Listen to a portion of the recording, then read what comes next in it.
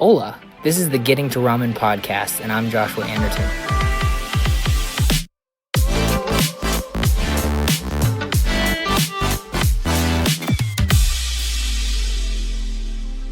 Well, hello there. Thought I would jump on here again and give you a little update. So, first of all, if you're listening to this, I just want to communicate how much I appreciate everyone that has followed along with the journey so far. I think taking a little bit, I don't know, the last couple of weeks I've just realized, how cool it is to have people all over the world, or all over North America, just like take some time out of their day and just listen to what's going on with my business. So that's, I appreciate that. So I appreciate you. So thank you. But anyways, thought I would just give an update here. For the last 2 or 3 months, I've been basically full-time on Upscribe. So my wife and I decided to kind of take the plunge and really give Upscribe a shot. I just have this feeling that I have this gut feeling.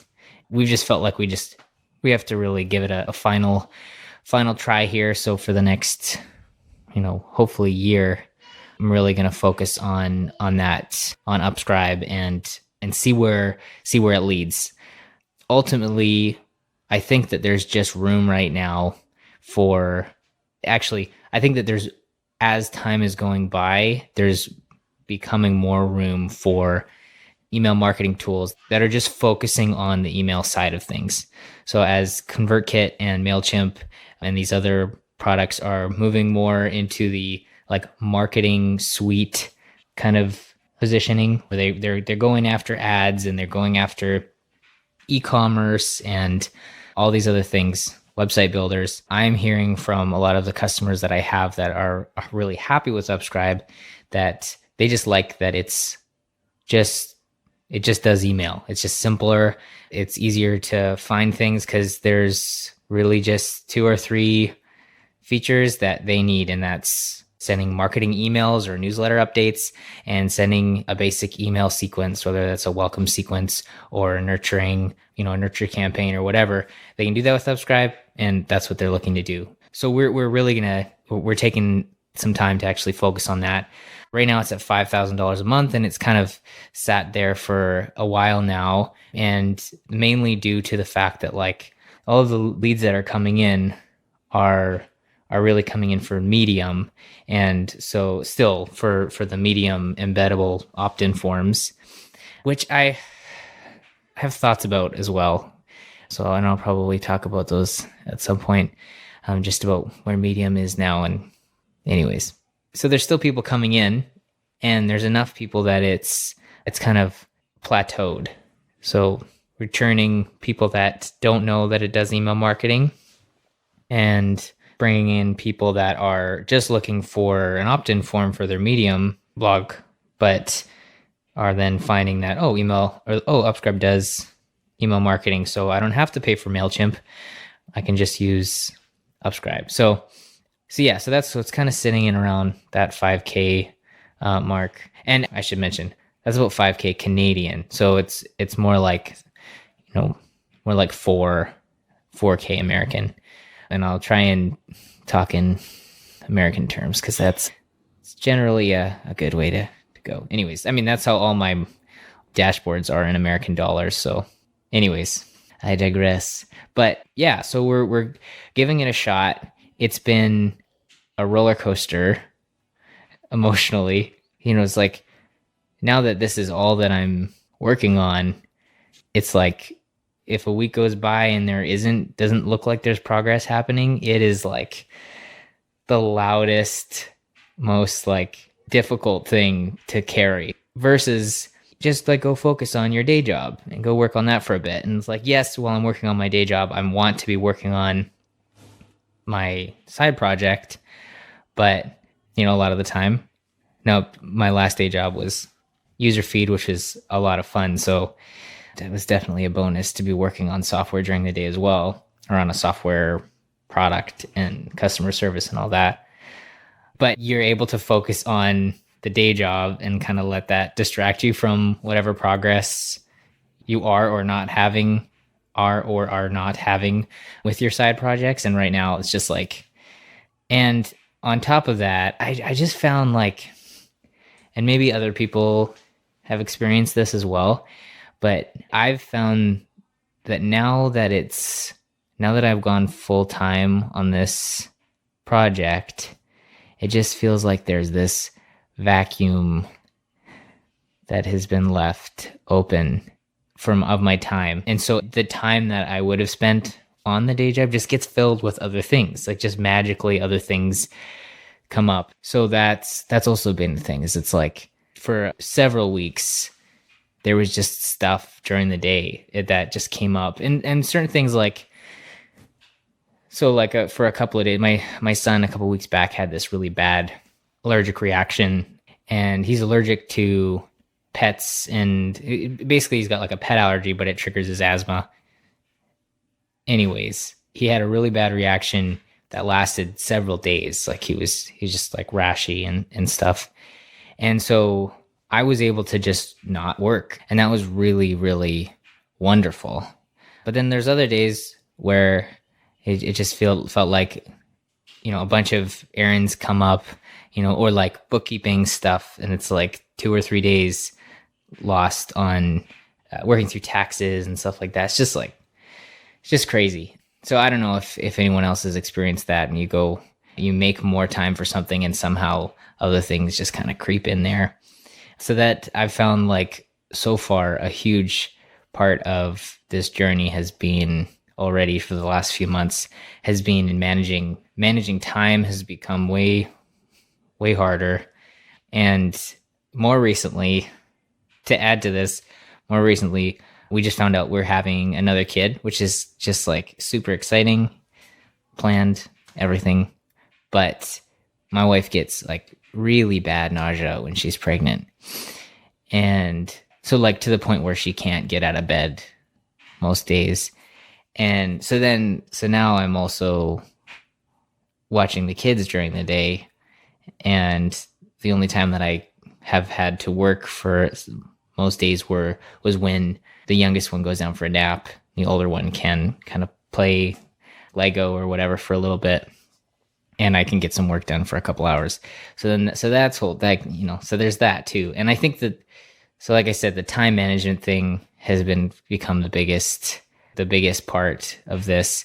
And then the other part is just the managing the emotions and just kind of like the ups and downs of mostly just feeling like, especially when I'm not able to spend the time I want, you feel like you have less control over the direction of the company and the direction of the business. And so then, because that lack of control adds more weight. And so it's just been like learning to manage those things. I'm doing a very poor job of it so far, but but kind of to what I have been doing with Upscribe when I am working on it, I'm just focusing on conversations with customers. So because I don't have a ton of time to get on calls right now, which is what I'd like to be doing, and I will be doing as soon as I've got time for it. I'm just trying to create as many conversations as possible over chat and over email, kind of asynchronously, to just get an idea of what people are happy with, what they're not happy with. And so that's been really helpful in starting to kind of paint a picture of where Upscribe is at and kind of where the holes are and things like that. And so I've kind of discovered that as it sits right now, new people come in, and if they've just started doing email, which is email marketing, which is a lot of people right now during this pandemic, there's tons of people that are starting these projects and then are getting into email marketing and things like that, or starting a newsletter or whatever, a newsletter or a blog, and they're not making any money. They don't know where they're taking it. Even businesses that are starting out and they're starting with email marketing, and they just want to kind of figure out if this is a good channel for them. Upscribe doesn't have a free tier. So even though it's simpler, it's easier to use than MailChimp or ConvertKit. And that's what they're saying is, I really like Upscribe because it's so simple, but I have to use MailChimp because it's free. And so then by the time that they're going to switch, by the time that it's time to start paying for MailChimp and Upscribe is cheaper, if that makes sense, when they get to the point where they do need to start paying for MailChimp, they're not going to switch back to Upscribe even though it's cheaper because they've already spent the time to learn MailChimp. And so that's the problem for people that are new to email marketing that I'm finding. And I'll talk about my thoughts on freemium because of that, or in light of that or whatever. And then the people that are already very familiar with email marketing or are in it, they come to Upscribe and it's way cheaper. They're super excited about that. It's simpler, great, but it's so simple that it's missing certain features that those people need. So automation, I've been putting off adding automation, like more automation stuff, because I really want to see that people need it before I just jump in and spend more time coding. And so I'm seeing that some of the people that where they're seeing the value, they already see the value in email marketing and they're willing to pay. They need that automation or more segmentation as well, be able to send to segments of customers based on actions that they've taken with their, whether it's the Shopify store or whatever. And so that's kind of like, that's the thing right now is I have to kind of decide whether I'm going to go, fine, there's lots of new people clearly getting into email marketing right now, so I should, or into starting a mailing list, with Substack or those kinds of things. So I should appeal to that group and have a freemium version or have a free plan and try and convert them later, or add a bit more of these more automation and things like that and kind of go up market is, I don't know if that's the right term in that case, but kind of appeal to these people that are more familiar with email marketing, that have already seen the value and they're using it as part of their business. So anyways, yeah, so that's kind of where it appears to be the case. And I don't have quite enough data on that yet to just like make a decision, but I still feel like freemium, it's not for everyone. And there's been a lot lately over the last few weeks about why freemium is the future and freemium, everyone should have freemium. It's like, it's still just not for everyone. It absolutely is a great tool. And I really like, some way that I've seen people describe it as is it's kind of like having a free ebook. It's like a lead magnet or an incentive that you're using. And you have to kind of look at it like that. There's work put in, but it's so that you can still make the sale later on. The problem with that though is you're still supporting that free lead magnet.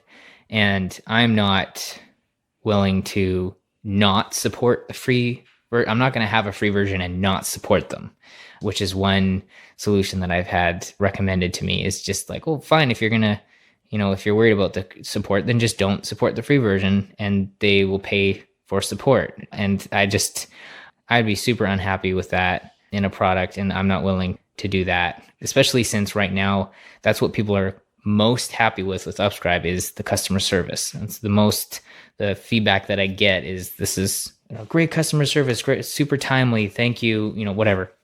So I don't want to give that up since that's kind of one of the advantages that I have as a small company, as a startup. So not quite ready to have a free version. And, I mean, obviously I've tried it in the past and it's created too much support, for more support than I'd like. I may try again and it may be totally different. I also have more documentation now. I've created a video series, like a how-to series, just kind of get people started. And so that might, that does reduce support. So maybe it's in a much better place. So I'm certainly not taking it completely off the table, but I'm not ready to go freemium yet.